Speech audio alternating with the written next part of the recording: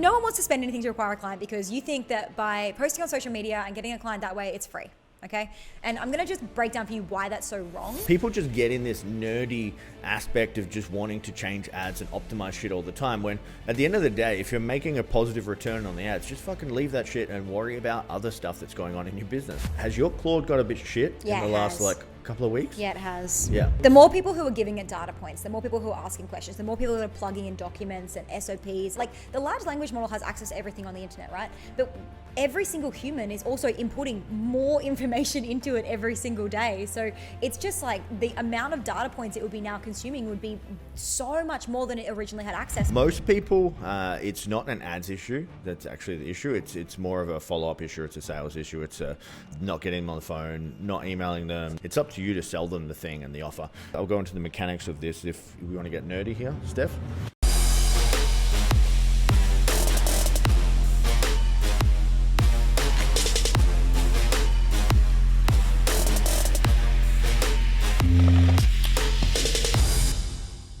If your business feels like it's growing, but you also feel like you're one bad month away from stressing the hell out, then this is worth 30 seconds.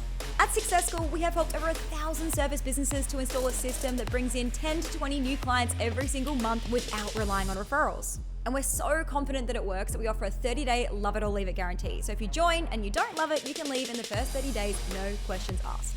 So go ahead and book a free scale session at startsuccessschool.com, and our team will review your business and hand you a roadmap to start signing new clients as soon as next week and dominating your market by the end of next month. Welcome to episode 148 of the Successful Podcast. We've got a Q&A episode today.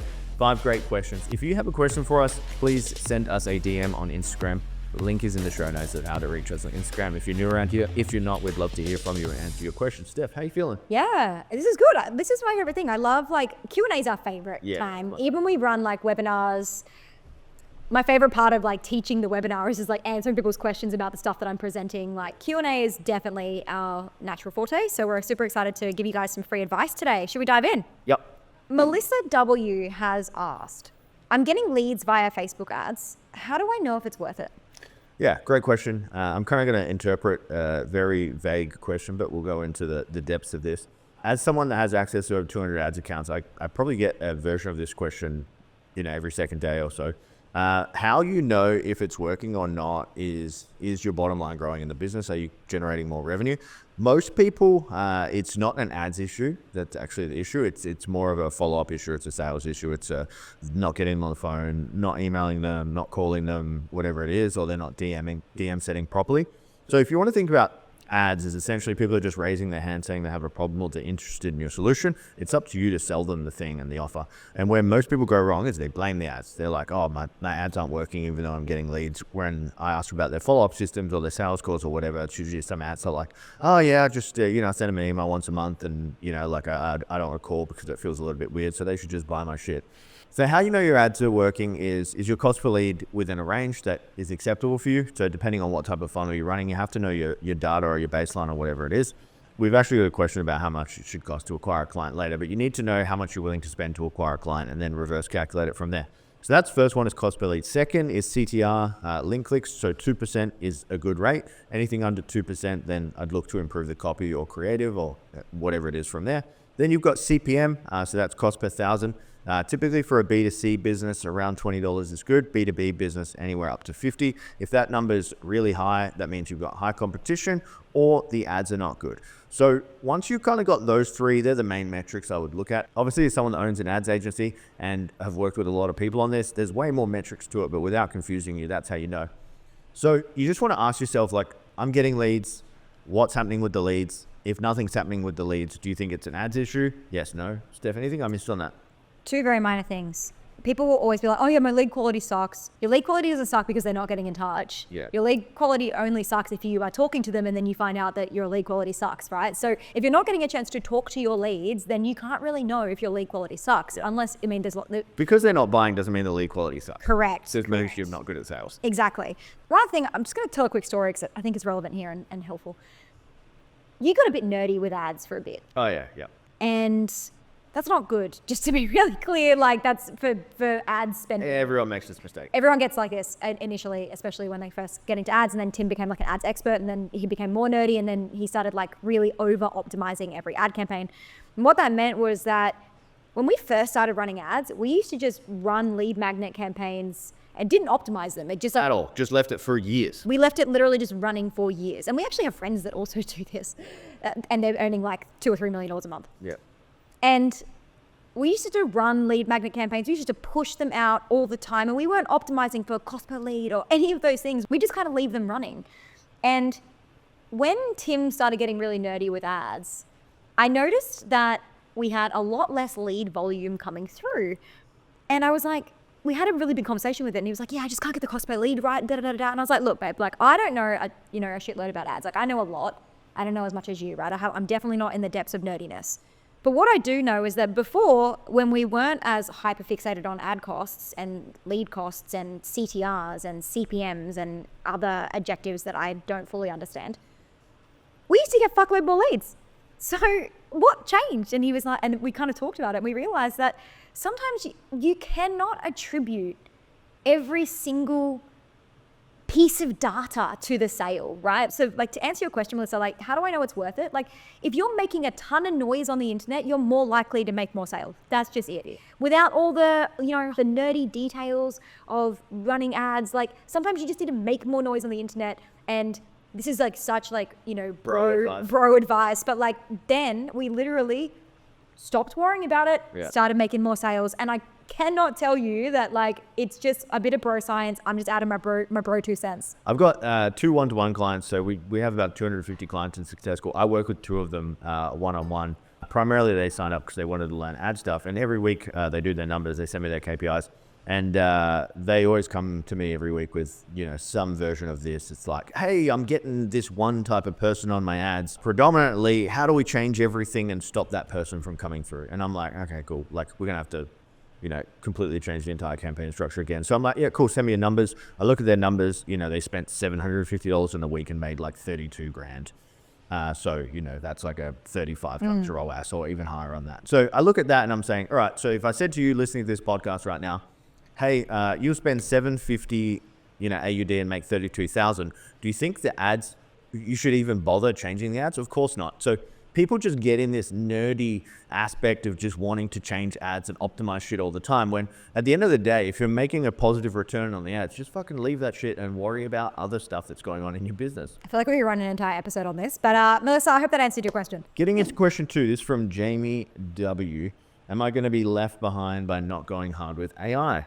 This is an interesting question, just because I know what Jamie W does, which I think we should probably just say for the benefit of everyone. Chiro. He's a chiro. Yeah.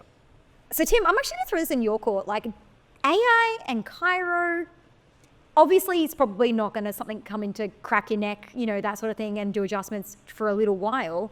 But in terms of utilizing AI to run the company better, probably definitely there's some stuff, right? Yeah, so my take on AI, it's great for optimization at the moment. So you can optimize a bunch of processes. You can really skill up your team to use AI so they're more efficient, they get a better result. You can build stuff, you can build apps, you can build software, you can build all this, but it can't replace people yet, okay? It is improving what the output of a single person can do, but it's not replacing people yet. And AI just needs a lot of context. So you've probably been on Claude or ChatGPT or whatever and listening to this podcast, you probably say, hey, write me a social media post on X. And the post absolutely sucks because you've given it no context and it's just a general large language model. That's kind of the state of what's going on with agents at the moment as well. Like people are trying to get like AI appointment setters, which absolutely suck balls. Like they're so bad. So I don't think right now you're going to be left behind. I think it's really good to look at OpenClaw and Claude Code and Claude Cowork and all the great things. But at this current stage, I think anyone who has a business or has a team, you should be looking for efficiencies and how to make your team better and faster, not fully replace your business with AI just yet. The time is coming. It's on the horizon. Even like as we record this episode, has your Claude got a bit shit the last like couple of weeks? Yeah, it has. Yeah. Yep. The more people who are giving it data points, the more people who are asking questions, the more people who are plugging in documents and SOPs and team members and the more it's consuming. Like the large language model has access to everything on the internet, right? Mm-hmm. But every single human is also inputting more information into it every single day. So it's just like the amount of data points it would be now consuming would be so much more than it originally had access to. So it's getting even more general, right? Which is part of the problem. So Jamie, like, I want to be really clear. We're using it less and less for certain things. We've actually started handwriting our content, literally handwriting our content, because it started just to feel not like us, and that sucks, you know, and then putting it through AI and kind of optimizing it a little bit. But yeah, I think that, Jamie, you're not going to get left behind, but I think it's good to stay ahead. I think it's good to keep your finger on pulse with what's going on. All right, question 3 from Sarah M. How much should I expect to acquire a client for? Very touchy subject. We get this question quite a lot, and no one wants to spend anything to acquire a client, which is so funny. Yeah. Let's just break it down. No one wants to spend anything. Do you want to talk about the restaurant and the e-com example? Yeah, yes. I'll actually let you talk about that, but I'm going to talk about something similar. Like, no one wants to spend anything to acquire a client because you think that by posting on social media and getting a client that way, it's free. Okay. And I'm going to just break down for you why that's so wrong. And I don't usually like to say like right or wrong, but that's wrong and it's dumb. And you need to dumb thinking. Please stop thinking that. Okay. And I say it's dumb thinking with full respect because I used to think this too, right? And Tim showed me that it was dumb thinking. So we spoke about this in an episode last week where we spoke about the fact that everyone that we know that's crushing on organic social media is creating between 3 to 5 posts every single day. Okay. Without fail, and have been doing that oftentimes for years. Okay. And they don't need to be running Facebook ads because they generate a lot of their inquiries through social media. And that's awesome. Or they're just starting to turn on ads so they can retarget some of that warm audience, right? And that's awesome. Except that most of you listening to this episode, you don't have time to create 3 to 5 pieces of content. And in fact, for most of you listening to this episode, it might take you 45 minutes to an hour to create 1 piece of content. Now, if you look at your hourly rate, I mean, I hope for most of you, should be sitting somewhere around the $250 to $300 mark per hour, if not way more. Like, just to be really clear, our hourly rate would be somewhere like $2,500 to $4,000 per hour. So for every hour that I spend on social media creating content and putting it on my stories and replying back to comments to try and get the algorithm boosted and all of that stuff, that is all time, and that time is money. And no one thinks about it like that when they're thinking about like, well, how much does it cost to acquire a client? Well, it's like, well, you've spent maybe all this time creating the content, you spent time in DMs chatting with them, you spent time on sales calls, like it's all time, right? So time is money. It does actually cost you money to acquire a client on social media. So just be aware of that. It's at least an hour of your time for creating the content. So for most of you, it's going to be at least $250 to $300, if not more, to acquire the client.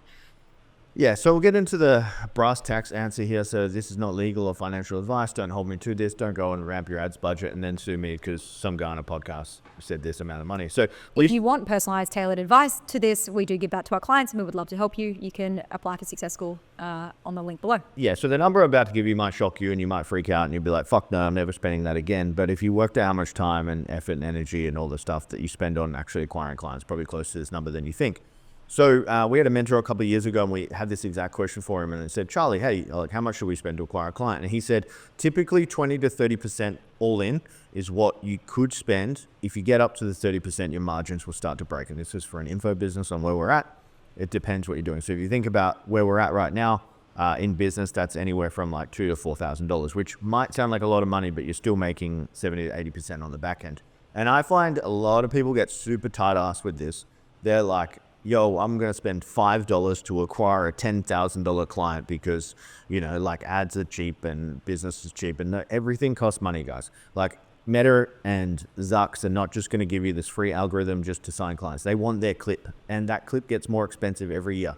And if you're not using Meta or using all the other ways, that shit is still going to cost you time and money. So there is a cost to everything. Just a quick break. If you want to add 10 to 20 new clients to your business every single month, then this is for you. At Success School, we help business owners just like you install a predictable pipeline that keeps you fully booked all of the time. And we have a 30-day love it or leave it guarantee, which means that if you join and you don't love it, you can leave in the first 30 days, no questions asked. We're offering free scale sessions where our team will show you exactly how to install this system into your business so that you can build the pipeline for yourself. Click the link below or head to startsuccesschool.com and book yours now. What do you have to lose? So when we say 20 to 30%, I think that most of you listening to this episode, like I think that you could be acquiring clients for around 10%. And I would say that if you spend $100 to sign a client that's worth $1,000, that's a good deal every single day.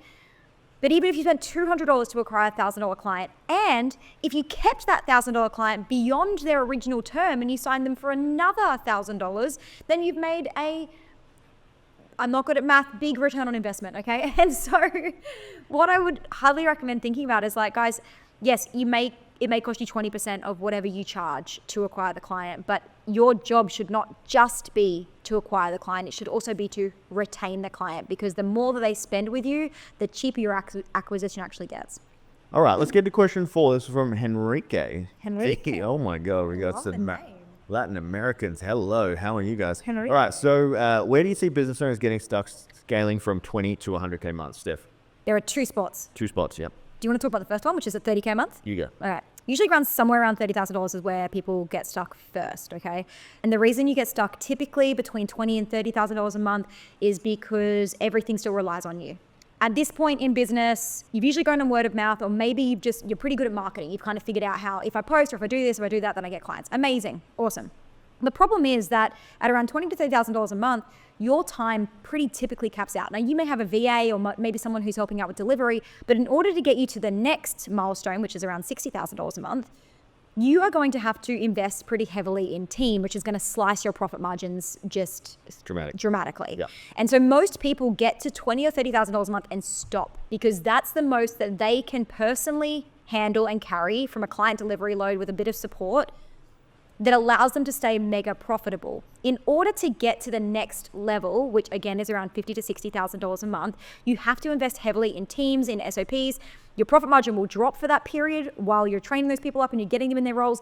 And you won't do a lot of marketing in that period because you're so busy getting the team trained and getting them ready and all those sorts of things. And so what will happen next is that once that team is optimized and working, usually around 2 to 3 months later. So you go 2 to 3 months with like almost no profit, which is really stressful and very hard, and why a lot of people don't scale past that point, okay? In order to scale past that point, once you do that and the team's optimized 2 to 3 months later, and you can go all in on marketing because you have team to focus on delivery, you will get to $50,000, $60,000 months like that. Like, it'll be really, really quick, which is awesome. And you'll have tons of profit again, which is yay, amazing. Yeah, I'll just speak to one other aspect to this. Well, there's 2 other aspects. I'm going to talk about lifestyle creep. So what happens when you go from poor as fuck to making some money is you start buying some shit, and some shit that's like well outside of what you should be buying or is necessary. So let's hypothetically say they make $5K a month profit at this point. You know, they go and buy a new car for $100,000, and then, you know, that's a $2K a month payment plus insurance plus whatever it is. Luxury holiday. Then they buy some fucking whatever Dolce & Gabbana sunnies, or it's like all that shit. And then they just keep doing that. And then at the end of the month, they're like, whoa, I've actually got no money. And then they have to go through the grind of business again. So they're doing everything. So they're doing setting, they're doing sales calls, they're doing client delivery, but they're driving this baller as fuck car and they got these nice sunnies. And they keep doing this exact process every month. And then they burn out. And then from there, their business goes backwards, and they've got these high expenses now because they've got a baller car that's through the business. And then the ATO's up their ass for their clip of that as well. That's one of the things. And then if you get out of that and you don't have the lifestyle creep and you don't buy the car, then it's usually leadership, management, and standards, really. So from there, you're kind of doing like the player coach role. So you're active in the business, you're doing stuff, and then you're coaching your team on how to do stuff as well. Typically, what we see is most people hide from the management component. So they're like, yo, I got a VA, I got a setter, I got whoever they are, and we've been these people do. That's how I'm speaking about this, because we've done this. And you just expect them to be an absolute rock star and a stud with no management, no leadership, and no training. And then they start doing shit, and then you start saying things to yourself like, all setters are shit, I don't think I need a VA, I can just do it faster myself. And that's where your business goes backwards from there. Both of these points that Steph and I, besides the lifestyle creep, just get really sticky, and you kind of got to stay the course. It's super uncomfortable to train people over many, many months and pay them really well, and they're just not up to standard. But I like to have a bit of radical ownership of this and just understand that the reason they're probably not doing as well is because I'm not a great leader. Or haven't trained them. We haven't put the SOPs in place, and that comes down to us. And so, yeah, like, it's uncomfortable. Like, honestly, going from 20K months, or probably that 30K month mark, to 100K months is like, it's one of the most awful terrains. I would say that probably from like 30K a month to like 80K a month is like pretty awful. And then from 80 to like 120 is fun. Like it's really good again. You have a great time. Like everything's kind of working. But the minute you want to scale beyond 120K a month, it gets really grindy again. Yep. So we've just come out of kind of the last couple of seasons, and it's been really hard. Like honestly, like I think we hovered around 2.5 mil for like a really long time. Years, because we just couldn't work that piece out. We just couldn't work the piece out. And now we're set to grow like double, triple in the next 12, 18 months. So there are significant grind. I want to talk about two things. There are significant grind periods, and there are also significant periods of reinvestment of time, reinvestment of money, reinvestment of energy. And there will be seasons where your profit goes to nearly zero while you reinvest back in your business. And so we'd highly recommend not doing too much lifestyle creep. And like we speak from experience. We had like 500K in car loans at one point. Like think about that, 500K in car loans. And we didn't even leave the house. Yeah, it was silly. Anyway, last question from Thomas T. He said, how has moving to Thailand affected your business? Is it easier? Is it harder? Spill the tea. It is a pro and a con living here. Let me tell you about all the pros. Well, you've got a housekeeper, so I don't do anything anymore. I don't even fold my own laundry. I never did, but I especially don't do it now. All of your food's taken care of, dogs get walked, their shit gets cleaned up. So you've just got more time to work, which is fantastic. Then you start working more and you're like, oh, this is amazing. I'm getting so much done. And then you just find yourself like I'm looking at right now. You guys can't see this watching this video. I'm looking at this view of Koh Samui Island in the vista, and it's amazing. And believe it or not, probably for the first 3.5 months of living here, I didn't look at this view at all. I just pounded away in my office and I was fucking grinding to the grindstone. And I had a meeting with my physio Cam online the other day, and I was like, dude, my neck's jacked, my back's jacked, I'm fucking... Not jacked like... Yeah, not like good jacked, like bad jacked. And he was like, oh yeah, so aren't you just living the dream in Thailand? And I was like, bro, I'm just working. And he was like, the reason you're back and that's jacked up is because you live in such a fight or flight state all the time. You're just doing this like chest breathing and everything's just getting tighter up top, and like not in the good like jacked way, I mean like bad and causing stress way. So he was like, when's the last time you just actively were doing some belly breathing? And I was like, I don't know, like fucking never, dude. Like I don't do belly breathing. Like I breathe in my chest all the time, like pumps me up, get jacked. And he was like, you've got to just relax, man. So what I did after that call, I had a very hard look at myself in the mirror, and I was like, fuck man, I need to change my lifestyle here, because Thailand's great because you do fuck all in terms of the stuff that's annoying and takes away from your business, but then you just work all the time, and that's also not great. So there's a balance. We wanted to move here because, well, I wanted to move here because I wanted a different lifestyle. And I'm here. And I forced him to come with me. And I wanted a different lifestyle. I wanted to be like island girl vibes. I wanted to like lay by the pool and like, do all this stuff. But it was like, Tim and I have this really interesting thing where we are both, like, we want two things at once. I'd say it's probably like a values conflict for us, in terms of like, we value growth so highly in terms of like the growth of the business, the growth of us, the growth of ourselves, the growth of our, finances, the growth of our impact. Like we value growth really, really highly. Growth of my arms. We also value comfort. Yeah. At a very high level. Yeah. And not comfort like staying in your comfort zone, but comfort like really comfortable beds. Yeah, like aircon. Like bed. air conditioning, like flying business class, like comfort, And unfortunately, my island girl vibes didn't align with my original value of growth, because we kind of set a pretty big goal. You guys may have heard us talk about this, so we want to get to $1 million a month. And in order to hit a goal like that, you have to do, I don't know, it's not pretty surprising, but a fuckload of work in order to get there. And so while we have been starting to do more lifestyle stuff, it took us about 3.5 months to get into it, which was pretty crazy considering we live in like the world's most beautiful place. Yeah, just kind of just to sum this in a knot, I think like the big difference between living in Australia and Thailand is like there's a lot less pressure here. Pressure to pay these crazy bills, like we can go into the tax, all that type of stuff. There's just way less pressure. So you hit things from a different space mentally. It's not it's not a scarcity of like, oh fuck, I got to do this or I'm going to die type situation, because that's honestly what it feels like. And the cost of living is so cheap that you're not really worried about the cost of things. So like, you know that you could have, I mean, this wouldn't happen because we have good monthly recurring revenue, but like for somebody else, they could have a $5,000 a month and you could still live really comfortably, you know? So like, it just allows you to not worry, like, oh, a bad month, whatevs. Like, there's literally only been better months for us since we got here because we've worked so hard. But it really does give you that space. And then because everything is done for you, life really, truly is very easy. Like, we don't wash our car. We didn't even, like, we drove, like, someone came up and picked our car up and took it to service, and vets come to your house to do worming and vaccinations. Like, everything is just so convenient that you just don't have to think a lot, which is awesome. Yeah, never going back, by the way. This is like the best. If I were to sell someone on this, and I'm like, I will actively sell you because you're on the podcast right now. We have a lot of friends living here at the moment, as we've been selling a lot of people to come and live here. But if you and your partner both work full time, and one of you has an online business and one of you, works a job, your partner could just quit and then you could live off the same income. Because if you took away all the expenses and costs and taxes and all that type of stuff, your take-home like profit between the two would be the same with one.